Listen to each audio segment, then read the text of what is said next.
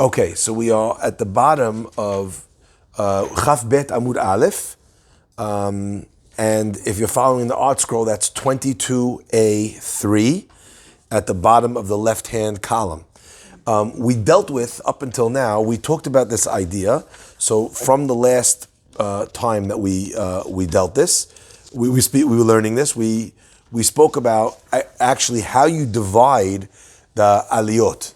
And we talked about, first of all, the idea of 10 Pisukim, and then we talked about how you divide the 10 Pisukim amongst the different readers.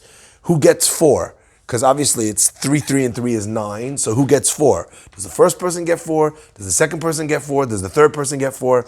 And we described that really any one of the 3 can get the 4 Pisukim. And we went through in the Sugya how there's a reason why the first person, the first of something would get the extra, the middle of something would get the extra, the last of something would get the extra, and we brought proof to each one of those.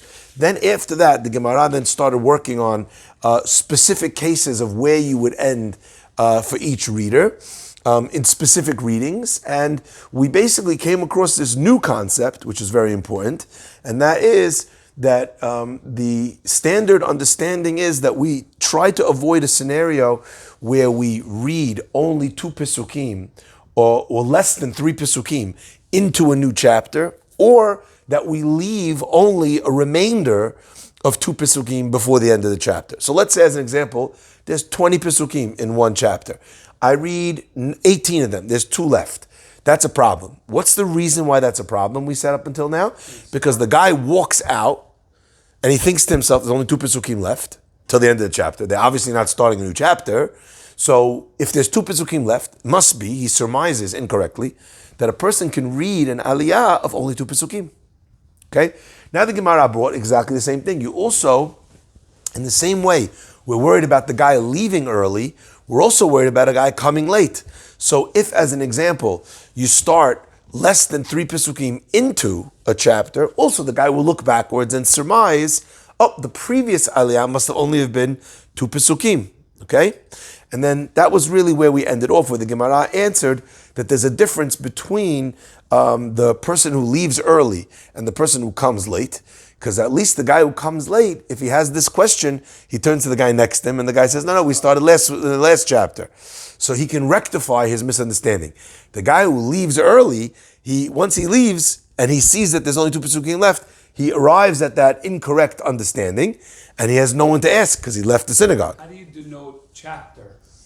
So simply put, it's when there's a chapter, one sugya, one concept, one theme, and that's where it ends. Okay?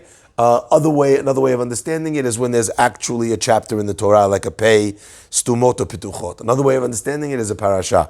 But the point is still the same with regards to what we're worried about. Exactly. Okay. Shalach le Rabba berei de Rabba le Rav Yosef. Rabba, the son of Rava, asked the question to Rabbi Yosef. Hilchatamai. What is the halacha with regards? We already asked this question with regards to the reading of the Ma'amadot, and the Ma'amadot were what we learned about in Masechet Ta'anit. When the people were left alone, they were in a position where they had to read the Torah as their job of being a Yisrael, appointed as the figure standing on behalf of the Israelim in the community. Okay? The Gemara said, so Hilchat Amai, what's the halacha of how you divide it? Do we follow Rav or do we follow Shmuel? So we just saw a machloket between Rav and Shmuel earlier. Okay? Rav said that, let's just turn back for 1 second. What's in the machloket Rav and Shmuel, if you remember? Rav says doleg, and Shmuel says posek. Fascinating. One pasuk. Rav said doleg, you skip extra, you do one more of the extra pasuk, okay? And Shmuel said, no, we take that third pasuk and we cut it in half. The first guy reads 2.5, the second guy also reads 2.5, because that first chapter is really only 5 pisukim, okay? So, hold on 1 second. If you just want to see that, where that is. The machloket Rav and Shmuel, turn back. Here it is. Rav is Ed and Shmuel was split. Rav says doleg, yeah, and Shmuel says posek. Here. Okay, turn back.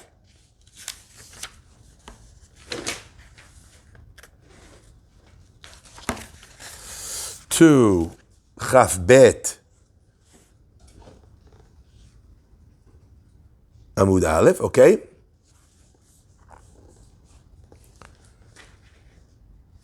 Right, turn back to 22a1.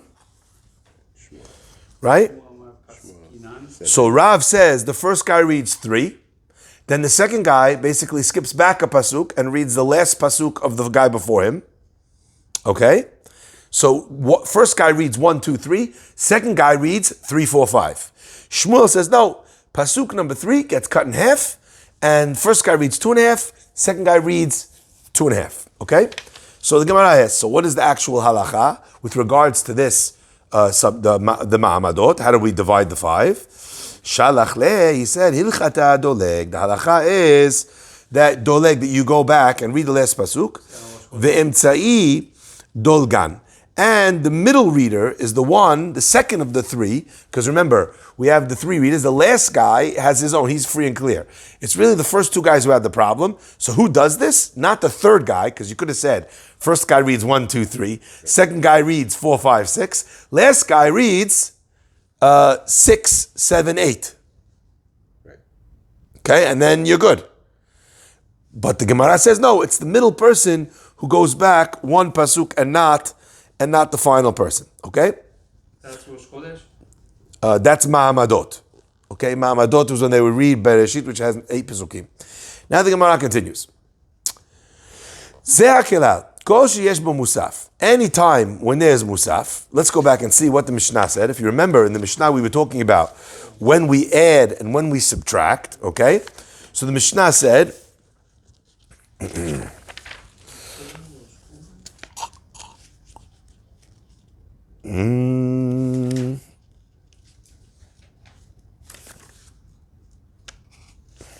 yeah, you found it, Zeh HaKelal? And the Gemara wanted to know what was added in that klal. Remember? The Yom Tov Chamisha? That one? Hold on. Gemara says, Zeh klal kol sheyesh bo musaf. exactly. Kol sheyesh bo musaf. Ve'eno Yom Tov. Right. Ve'en arba'a. You read 4. And the Gemara's question was, we already said from back then, we already know what those days are. Right? Okay? So the Gemara says, Zeh HaKelal kol sheyesh bo musaf. Anytime that you have musaf, and you read 4, and it's not Yom Tov. Ibai lehu, the Gemara asked, Ta'anit Tzibur bekama. So what happens on a Ta'anit Tzibur when you have a fast day for the Rabbim?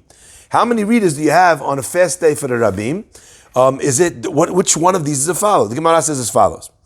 Rosh Chodesh u'moed ika korban musaf arba'ah. On Rosh Chodesh and on Chol HaMoed, right? Those are the days when you have musaf, which is not Yom Tov. Those days have 4 readers. Aval hacha deleka korban musaf lo. Here you have a fast day, so there's no korban musaf, so you don't read. But what would it be? It would be a regular, normal weekday, which we would imagine it would be 3 readers. Or dil mahacha, or maybe also over here ika musaf tefillah.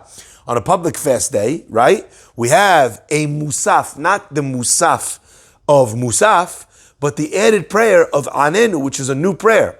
By the way, as well, it could also mean, besides for Anenu, if you remember in Masechet Ta'anit, that we said that we add extra berachot to the Amidah. Remember? We go from 19 effectively to 24.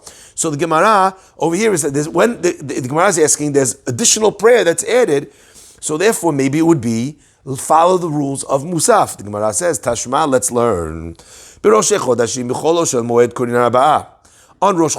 Chol HaMoed, you read 4. Ta'anit Tzibur, it's coming to exclude something. What is it coming to exclude? It's coming to exclude that on Ta'anit Tzibur, that has also an additional prayer, you only read 3. The Gemara says, okay, if that's how you're deducing this, that it told you when you read 4, Rosh Chodesh Chol HaMoed, which means that if it didn't tell you Ta'anit Tzibur, then that's 3. Ema Resha, let's look at the beginning. The Resha, you have the exact opposite diuk.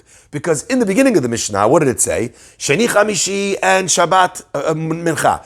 So Monday morning, Thursday morning, Shabbat Mincha, how many do you read? You read 3. If Ta'anit was reading 3, then it should have also said Ta'anit. So don't prove to me from the fact that when it was listing 4, it didn't say Ta'anit, because I could prove to you, therefore it's 3, but I could prove to you that it's not 3, because when it said 3, it didn't include Ta'anit. Okay? Gemara answers, Shabbat Mincha Kurin Gimel, Hatanit Tzibur Abba, Ela Meha Lekal Mishmarina. So from the Mishnah, because we have competing proofs, we can't learn what the halakha is for the Mishnah. So what are we going to do? How are we going to ascertain how many people go up to read Sefer on a Ta'anit? The Gemara says, Tashma, let's come and learn. Rav went to Bavel on a fast day. Kam kara b'sifra. He went to read for the Torah. Patach barich chatim velo barich. Okay? Before he started the reading, what did he do? He made a beracha. But when he finished the reading, he did not make a beracha. Naful kuli al ma'an payu v'rav nofal ala peh. Everyone else, as soon as they finished the reading, they started doing the nifilat apayim, which is the tachanun. And Rav did not. Okay?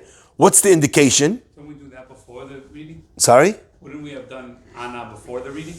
Clearly that they did not. It's clear that they did not do that. Okay? All right. Now the Gemara says, Michti, let's try and understand. Rav b'Yisrael kara. Right? Rav himself was not a Kohen and he was not a Levi. So what aliyah did he for sure read? He for sure read Yisrael. Why did he end the reading and not make a blessing?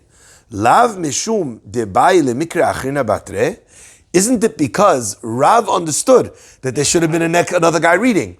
And why was he not making a final beracha? Because we've already explained earlier that at that time they used to make a beracha in the beginning of all the readers and a beracha in the last guy. So if Rav made a beracha, did not make a beracha at the end, so that's a proof that he expected that there should be another reader. But you just said he started the reading and made a bracha. Oh, So excellent. Before him would have made it. Excellent. The Gemara says, Lo, Rav b'chani kara. Maybe Rav read the portion of the Kohen. Why? How could it be? And that's why he read the beracha first, ostensibly. Deha Rav Huna kare b'chane. Because sometimes Rav Huna would read Aliyat Kohen, they would give him Aliyat Kohen, even though he was not a Kohen, because he was like the Gadol Ador. So the Kohen either would be Mochel and give him the Aliyah out of respect, or the Kohen would leave the room. So therefore, don't prove from this story that Rav, if he didn't finish off the Beracha, means that he was expecting another reader, because maybe Rav actually read first, and that's why he didn't. Which it would by the way, we would expect to be the case because he also made a beracha before but not after. Okay? The Gemara says, hold on. You're trying to say that Rav is following the line of Rav Huna, and that's why he did it? Bishlam Rav Huna, Kari Bechane. Rav Huna read during Kohen, even though he was not a Kohen. Tehafilu Rav Ami, Verav Asi, Dechahane, Chashivi, Da'ara Israel. Because we know for a fact that Rav Ami and Rav Asi, who were both Kohanim, and they were amongst the most important Kohanim and important rabbis in Eretz Israel, Mechiv Chafayu Rav Huna. They themselves will also consider themselves as less than and students of Rav Huna. So therefore, Rav Huna was able to do that because he was the rabbi, if you will, of even the most respected Kohanim. Ela Rav, but when it comes to Rav, Ha'ika Shmuel de Chahanahava. Shmuel was a Kohen. And if Shmuel was a Kohen, Have Udvar Aleh. We know that Shmuel many times he was spoke above or argued with or was respected as much as or even over Rav. So therefore, since you had in Bavel a person of Rav's stature who was also a Kohen, who was equal to or maybe even more than Rav, if that's the case, Rav could not take Kohen over him. Now, the answer might be that Shmuel was not in shul on that day. But it seems like Gemara is deciding this almost like by region. Like that Rav Huna was able to do this everywhere. You know why? Because he could do it anywhere. You hear that? But if you can't do it everywhere, then you can't do it anywhere. Maybe that's what the Gemara is understanding. Gemara then says, okay, Shmuel, Nami, Mechaf, Rav.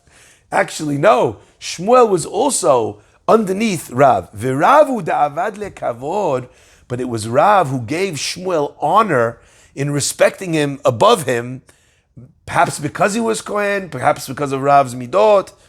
V'chi aved le befanav. And when did Rav do this? Shelo befanav lo aved le. When did Rav give Shmuel kavod of coming above him? When they were together in the same room. Not in this case, because. But when Shmuel is not in the room, then Rav is even more than Kohen. So in other words, even more than Shmuel. So in other words, it's not that Rav wasn't greater than Shmuel. It is that Rav was greater than Shmuel. But he gave Shmuel the honor of speaking first, of speaking over him, of going because he was Kohen in front of him. But when he was not in front of him, there was not this honor that Rav considered himself subservient, Shmuel, or less than, and therefore Rav would have been able to go up Kohen first.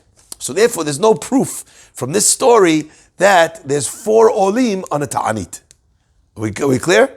Right, because in this case we don't know when Rav went actually went up. Exactly. Okay? So in other words, we thought Yisrael, we challenged that with Kohen, the Gemara challenged the challenge of Kohen, we then undid the challenge of Kohen, so we're left with the possibility of Rav going up for Kohen, in which case we can't prove that he would have been up Yisrael. Again, what bothers me again and again and again is is exactly what the Gemara is going to say now. Hachanami mistabra. It also seems that that's probably what's going on because the Rav Bekahani Kra, he read the first aliyah. If he read it, Yisrael lefanea maitam barich. Why did he make a beracha before? Doesn't make sense. That means Levi would have had to have ended it. Yisrael should have made the first beracha. Right. And Rav should have made the final beracha. Israel should have made the first. Remember, you're saying if he went up 4. If he went up either 3 or right, or 4. But in other words, if he did not go up first, then we don't understand why he made the beracha before but not the beracha after. Okay. And anyway. They ended the reading after he's done.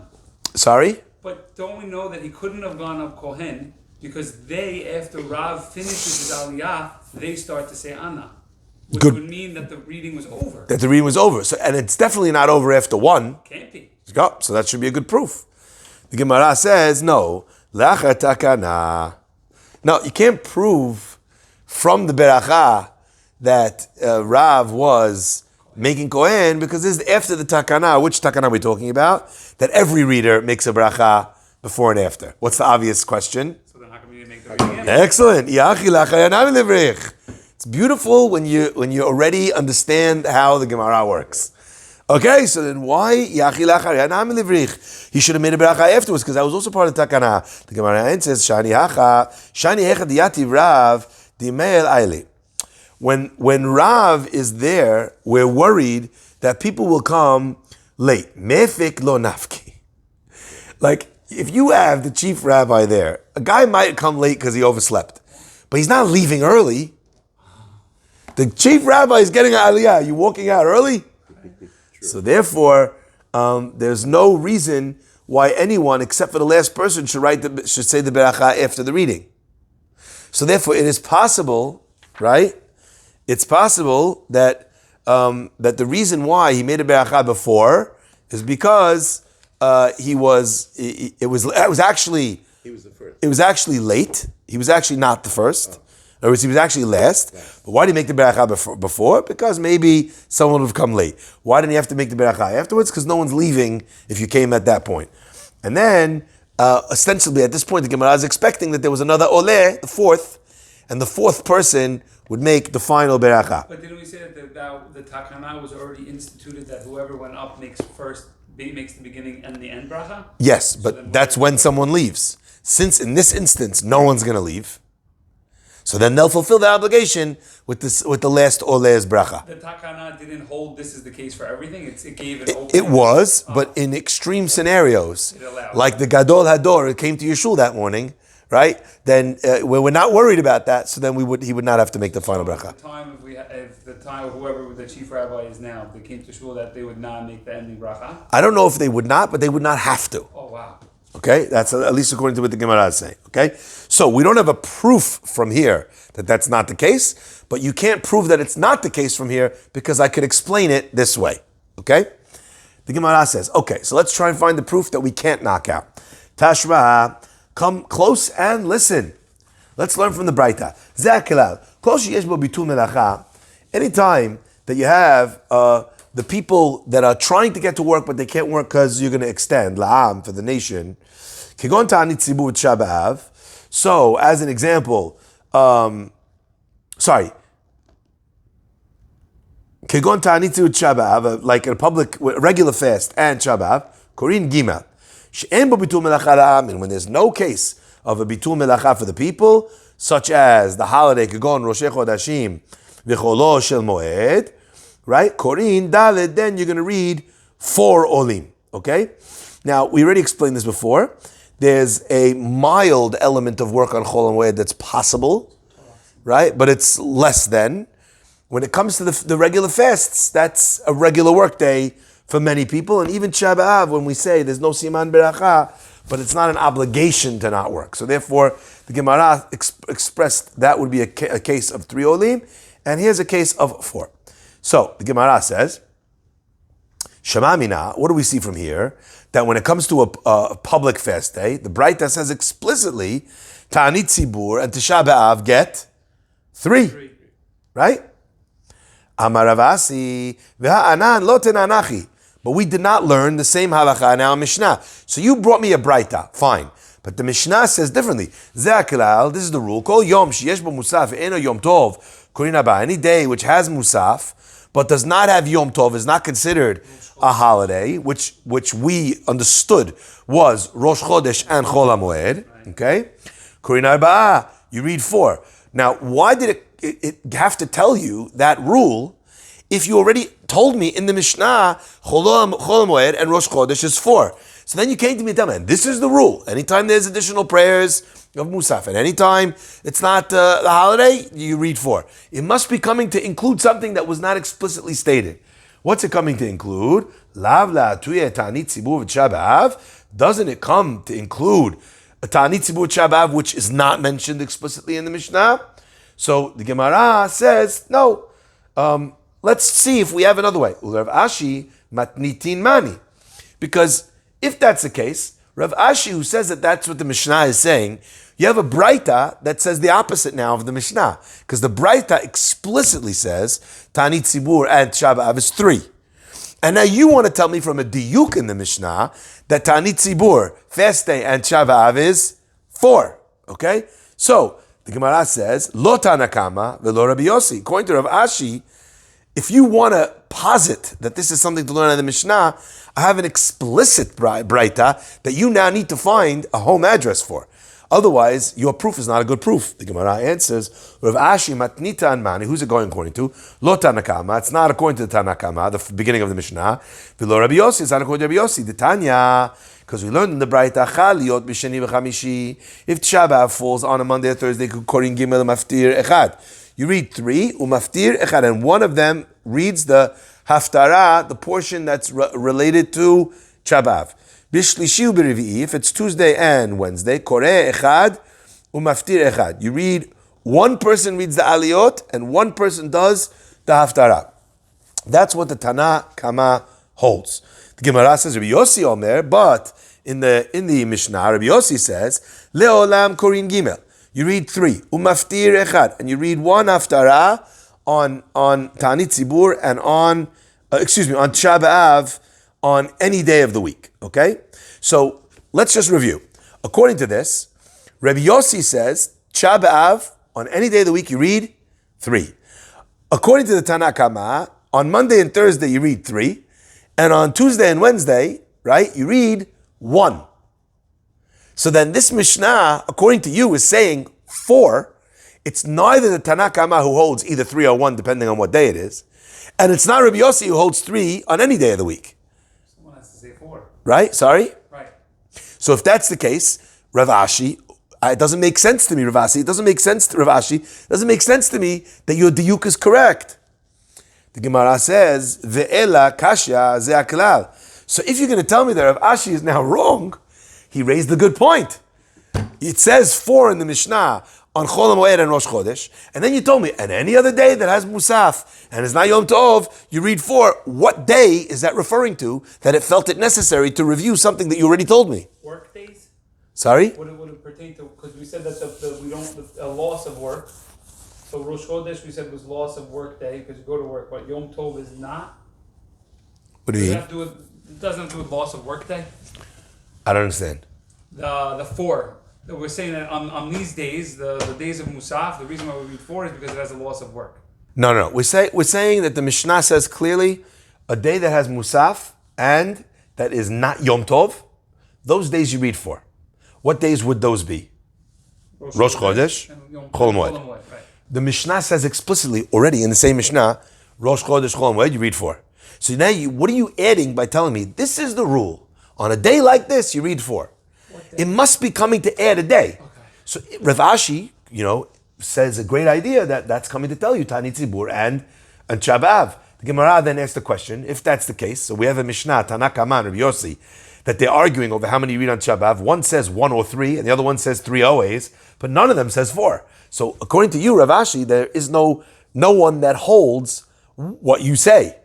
Neither Tanaka Man, nor Rabbi Yossi. The Gemara says, okay, fine, so you're telling me to knock out Rav Ashi, but we can't knock out his point. What is Zeh Kilal coming to include? The Gemara says, Lo le'atuye Rosh Chodesh u'moed. It's not coming to include, what's it called? Fast days or Shabbat. It's coming to include Rosh Chodesh and Moed. The Gemara says, what are you talking about? It says it explicitly. I don't need a dirasha. I don't need a rule. It says it already. You read 4. So then I don't need a kol ze'akilal to come tell me what I already know explicitly. Gemara answers, Simana be'alma yahiv. The Mishnah did not need to introduce any new laws. All it was trying to do was to encapsulate, to give you a rule to remember that on the Chol HaMoed and on Rosh Chodesh that's the case, and how to do it by saying, listen, if you have a day that has Musaf, it's not a holiday, that's the halacha. So it was a way of remembering the halacha on those days, but not coming to express a new halacha. De lo tema Yom Tov v'cholosh Moed ki adadininu. That you should not think Chol HaMoed is the same as Yom Tov, and therefore you would read more than 4.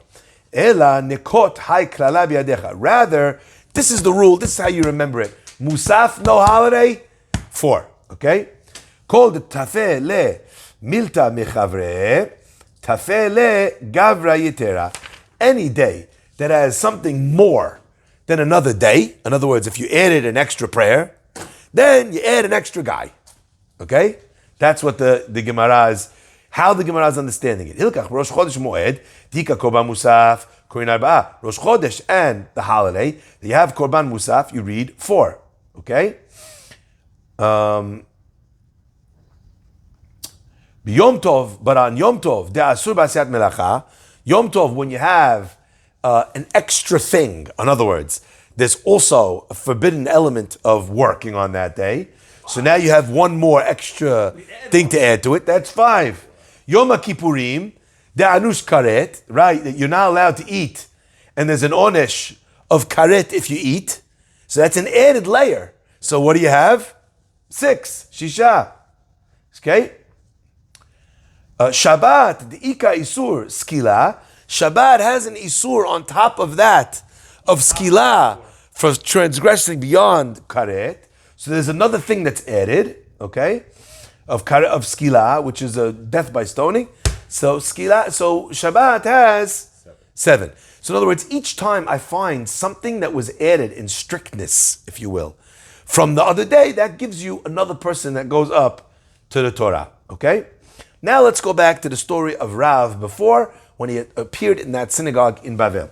The Gemara says, Gufa, let's go back to that story. Rav iklal Bavel b'tani tzibur. He came to Bavel on a fast day. Kam ki Rabbi Sifra, read the Torah, patach berich chatam velo barich. He started off with the bracha, and he ended off with no bracha. Napul kule alma an payu, Rav lo nafal al anpeh. Everyone fell on their hands into doing tachanun, and he did not. Why did Rav not do tachanun like everybody else? The Gemara answers, Ritzpa shel avanim hayita. The floor was a floor of stone. V'tanya ve'even maskit lo titen be'artzachem leshtachot alea. You're not allowed to have a stone element or a stone covering that you're going to fall upon, right? Because that's considered like something that is a reminder or a connection to idol worship. If this is the case, so what do we learn from here? Aleha iyata mishtachave be'artzachem, aval ata mishtachave al avanim shel bet hamikdash. You're not allowed to bow down be'artzachem, in your land. In other words, anywhere that you live. But you are allowed to bow down on stones somewhere. And where would that be? In the Bet HaMikdash. But any place but the Bet HaMikdash, you're not allowed to. Ke de Ula, according to the opinion of Ula. The Amar Ula said, Lo asa Torah ela special avanim bilvad. When did the Torah say that a person is not allowed to bow?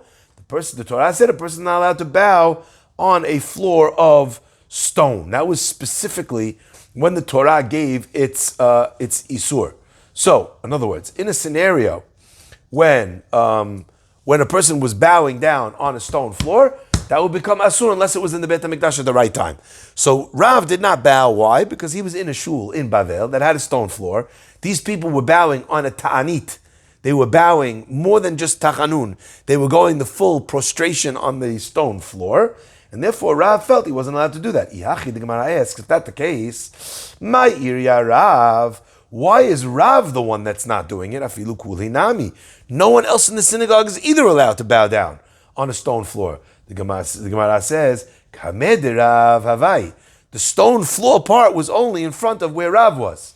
But everybody else was not on a stone floor. Makes sense, by the way, that the stone, where was Rav at that point? He was at the Bima. He was at the Bima by the Torah. So maybe that area was a raised platform and that was stone. Everywhere else was another material.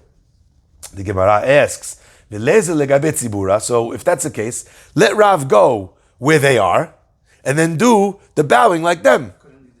Let him go down. The Gemara says, Lo bai limitrach tzibura. He did not want to go walk down to the tzibur from the Torah that requires everybody to stand up. And then he did not want to force them to do that. So therefore, he didn't go towards where they were. He stayed where he was. And then they just basically carried on with the next thing in the tefillah, which was bowing down on a ta'anit tzibur for the prayers. Another answer is Rav pishut yadayim v'raglayim have avid. Rav, when he did tachanun, what did he do? He did a full prostration of hands and his feet. So in other words, like literally on the floor. Ukedeula. De'amar ula lo asa Torah el pishut yadayim v'raglayim bilvad. The Torah only forbid it on a stone floor when you do it fully in that way. But everybody else, they did not do a full bowing. So therefore, in other words, according to this answer, everybody had the same floor. Why is Rav different? Because Rav's opinion on Tachanun differed from the other people in the community. And therefore, only what his minhag to do was asur on a stone floor. But what they were doing, which was a partial bowing, it was mutar even on a stone floor. Which again, makes a lot of sense because what we're saying over here is Rav ikla lebavel. Rav went to this place. This was not his community. So it makes sense that they may have had a different minhag or halacha that was ruled for them on this issue. The Gemara continues. Let him do the ishtachavaya, the bowing on his face, and he does not need to do the whole thing with the hands and legs, and therefore he could have done the same as the community. In other words, fine, that's your opinion normally, but why didn't you do halfway now? And my answer is, Lo mishaneh minhageh. Rav held that he did not want to change from his own minhag, so therefore he kept his minhag and he didn't do what he was doing because in the place that he was, this was going to be a problem for him to do his minhag. Which then assumes that in Rav's normal place, in his own synagogue, he didn't have a stone floor. So therefore he was able to do the full hishtachavaya. The Gemara says, Ibaitema. Another answer as to why Rav did not do the tachanun with nefilat apayim. Adam chashuv shani kid Rabbi Elazar. When you have a person who's very, very chashuv, then that person has a different halacha. Like the opinion, like Rabbi Elazar says, Rabbi Elazar, en adam chashuv rashai lipol apanav elaim ken naaneh. The only time a poor person is able to do his hishtachavaya, a full hishtachavaya, right? When he's allowed to bow, is when he's absolutely sure that his tefillot are going to get answered, because he's so big that he knows that he can't. Why? I'm guessing, if you take a look, you think for yourself, the people who are looking and they say, this guy's such a big Talmid Chacham. Look, he did a full Hishtachavaya and his prayers still weren't answered. We're fasting because we're having a problem. The rabbi did everything he could, and look, he still didn't get answered, right? So therefore, in a case when you have someone of that prominence, they're only supposed to do an act like that when they're sure that their tefillah will be responded to. Where do we find this? Ki Yoshua ben Nun, like Yoshua ben Nun. Dichtiv, because it says, "Vayomer Hashem el Yoshua." Hashem said to Yoshua, "Kum lach." Let's look at the pasuk in the inside of the paragraph. The pasuk says, "Vayomer Hashem el Yoshua, kum lach, get up. Lama ze ata nofel al panecha." Why are you falling on your face? Now, what's the inference over here? Hakadosh Baruch Hu was saying, right, that you think that this is just a matter that you're going to pray away. This is something that needs more than just prayer. So don't be nofel al panecha and pray, because you're not going to get answered just with your prayer. This requires a specific teshuvah. What was the reason over there why they did not win, why Yoshua's prayers would not have been answered? Because they made a shivu'ah that they were not going to take any of the booty. And Achan, at the time, there was this one man who took from the spoils of the war and he hid it. So therefore, they promised God, if you deliver them in our hands, we're not going to do this. And one of the Jewish people broke their shibu'ah to Hashem. Until it was returned, they were not going to be answered. So Hashem says, Rohi, get up, not answering you. Okay? Let's end here. We'll continue, Be'ezrat Hashem. We'll continue with this in just a minute. You know what, actually? We only have a tiny drop left. Let's just finish off. Okay, 22b3. We're just going to finish maybe another 3-4 lines. The Gemara says, Tanu Rabbanan, Kida ala paim, whenever it says Kida, like Vayikdu, Vayishtachavu. Kida is apayim on the face. Shneimar, Vatikod, Batsheva, apayim aretz. Batsheva bowed on her face to the ground. And see, it says the word Vatikod. So whenever it says Kida, right, Kida means to bow on your face. Kiryah, whenever you see the word Kiryah, Vayichra, Vayishtachaveh, Kiryah means al birkaim, on your knees. Okay, how do we know that? Like the pasuk says, Michroa al birkav, from kneeling on your knees. Hishtachavaya, whenever it says the word Vayishtachavu, right? Zet peshut yadayim v'raglayim. That means that the person is laid out, so to speak. Their legs are stretched out, their hands are stretched out, and that is the full element. And where do we see that? Shneimar, Havo navo ani ve'emecha ve'achecha lishtachavot lecha arza. Are we going to come to you and bow in front of you? Now, what's the proof over here in this instance? Because it says arza, it says that we're going to be on the ground. The only time when a person is fully on the ground is when their hands are stretched out and their legs are stretched out and they're actually lying on the ground. Levi achve kida kamed Rabbi v'itla. So when Levi, he wanted to show what kida was. So what did he do? He bowed on his face, but he bowed in front of Rebbe. Are you allowed to bow in front of someone? No. Right? You're not allowed to do that.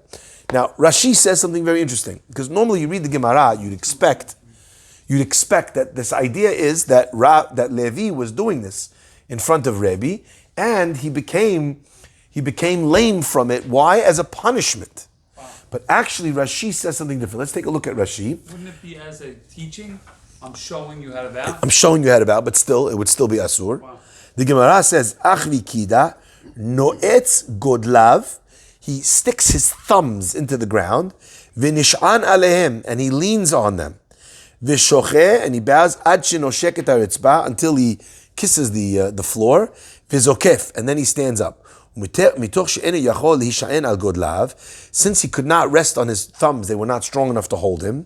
V'en yadav misayot oto, and his hands were not helping strengthen, push him back up. B'skifato, v'tzarich lihita'ametz v'motnav, so he had to, with his lower back, pull himself up straight. Mitoch kach nitzla bebuka da'atma. His back actually gave out, and Levi became, from this motion, he became lame. Okay? Wow. Yeah, fascinating, right? Rashi says, what happened over there? Nitzla bebuka, his hip became was like shifted out of place, and he was unable. He became lame from that example. The Gemara says, "V'ha kagar maleh." Was it this that caused Levi to become lame? A person should never say words towards the Shamayim. Because there was a great person who once complained, cast his words against the heavens, and he became lame. Umani, Levi. And who's that person? It was Levi. So Levi seemingly said something, complained against the Shamayim, right? What happened? The Tosafot explains, right? He complained against Shamayim. They needed rain. He did a ta'anit. There was no answer, and Levi said, "Hashem, you abandoned your children. You went up to the heavens, and you abandoned your children." As a punishment, Levi became lame. So if we know that Rabbi Elazar said that it was because of that Levi became lame, so then how could you say that it was because of this? Gemara answers, both of them caused him to become lame. Now, what would the Gemara's answer mean, both of them? Meaning that this was the story in which the punishment for that came about. Like he could have done this and not dislocated his hip and become lame. But because he deserved this punishment for speaking that way, as one of the great rabbis, he spoke that way about Shamayim, so he was punished for those words. Amar Reb Chia bar Avin. Reb Chia bar Avin said, "Chazina lu la'Abaye." I once saw Abaye v'Rava dematzli atzluye. They were leaning, so they were on their sides when they were saying tachanun, but not faces down to the ground. What's it called? And that was in tune with this idea that great people should not be doing full prostration on the ground unless they know that their prayers are going to be answered, because otherwise it's like a chilul Hashem. Okay, so even though great people though, however, even though they're not allowed to do that full prostration, they're allowed to lie on the sides. That's mutar, even for people like Rav and Shemuel. Baruch Adonai le'olam. Amen ve'amen. We're going to continue Be'ezrat Hashem on Sunday. Hazak ve'ematz.